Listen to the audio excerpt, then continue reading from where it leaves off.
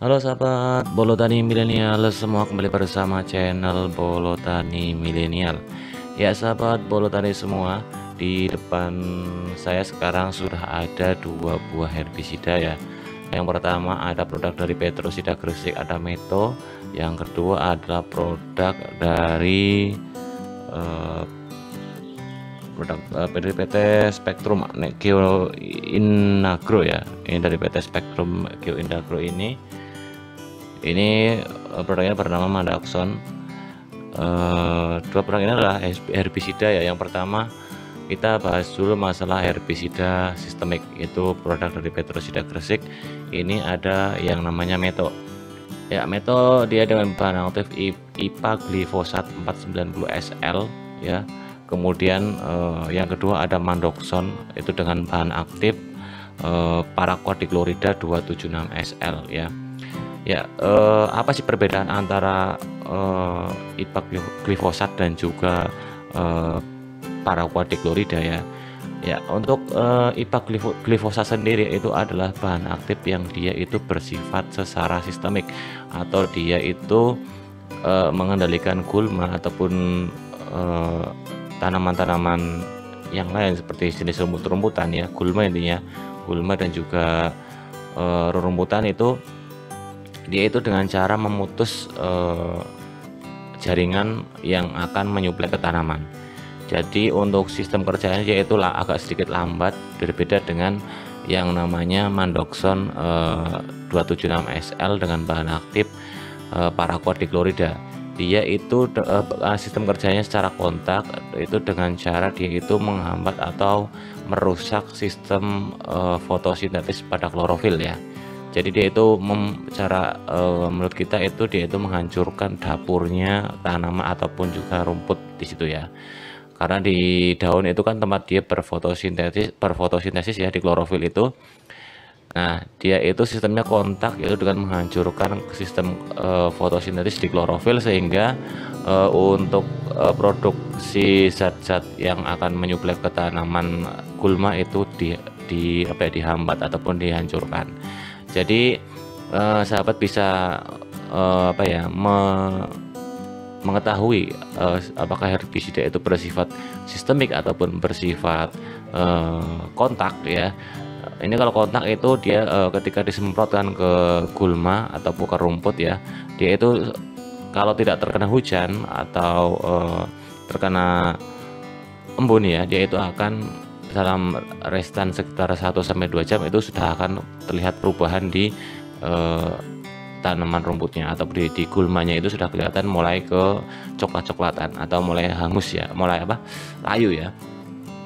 Nah, sedangkan kalau untuk jenis yang lambat atau sistemik, yaitu IPA glifosat atau yang lain yang berbahan aktif glifosat ya, dia itu baru akan kelihatan setelah dia itu kurang lebih 3-4 hari baru akan kelihatan. Dan itu akan berlahan-lahan tapi pasti akan mematikan dari gulma dan juga rumput sasaran yang terkena dari IPA glifosat ini. Jadi ketika sahabat membeli herbisida ya, silahkan diperhatikan untuk bahan aktifnya dulu ya. Di sini dia yang berbahan aktif glifosat pasti dia akan bersifat sistemik. Sedangkan mereka merek-merek lain yang berbahan aktif paraquat ya, paraquat, entah itu paraquat tambahan di belakangnya apa, tapi dia itu berbahan paraquat ya, entah paraquat diklorida ataupun paraquat yang lain, dia itu bersifat kontak. Jadi sahabat harus memahami dua bahan aktif yang tertera di herbisida ya. Berbeda dengan bahan aktif yang herbisida yang bersifat selektif. Karena ini dua herbisida ini tumbuhan apapun yang terkena dua herbisida ini, dia itu nggak akan pilih-pilih. Jadi pasti kalau terkena dua herbisida ini akan mati ya, baik itu tanaman padinya sendiri ataupun rumput-rumput lain yang mempunyai klorofil ataupun dia yang masih tumbuhan kecil-kecil ya. Jadi dia itu nggak bersifat selektif, berbeda dengan herbisida lain yang berbahan aktif lain yang mereka itu bersifat selektif sehingga tidak menghancurkan tanaman padi ataupun tanaman lain mungkin yang dia memang menjadi seleksi untuk tidak dihancurkan oleh herbisida tersebut. Jadi dua herbisida ini nggak boleh kita gunakan sembarangan ketika di lahan pertanian kita itu ada tanaman padi. Sebaiknya itu harus kita menggunakan pelindung ataupun corong di ujung stick sprayernya agar tidak sampai mengenai tanaman padi yang ada di lahan sawah ya. Kalau apalagi yang jenis paraquat ini, dia itu terkena uapnya saja itu sangat berimbas sekali kepada tanaman ya. Contohnya tanaman baru berumur 1 bulan, kemudian kita sempat di pematang sawah gitu kita sempat pakai paraquat dan kemudian ada angin, dia tuh embunnya menyebar, pasti yang terkena embunnya tersebut akan terkena uapnya ya, terkena uapnya itu pasti akan ikut gosong ya. Jadi harus berhati-hati ketika menggunakan di dekat tanaman padi. Berbeda dengan yang berbahan aktif sistemik, dia walaupun kabut ya, berkabut nanti atau uapnya itu tidak se efektif ketika menggunakan yang paraquat. Jadi ketika glifosat ini, kecuali caranya itu meresap ke samping-samping tanaman, dia baru akan berimbas ke tanaman tersebut ya. Jadi dua bahan aktif ini, yang pertama adalah IPA glifosat, yaitu bersifat sistemik. Kemudian yang kedua ada paraquat diklorida, dia itu bersifat kontak. Jadi silakan bisa dibedakan ketika sahabat membeli herbisida agar tidak salah dalam memilih herbisida. Untuk jenis-jenisnya banyak banget. Yang berbahan aktif paraquat ya, dia itu banyak banget jenisnya. Ada Kentek, Asiatop, Gramason, kemudian masih banyak lain yang dia berbahan aktif paraquat.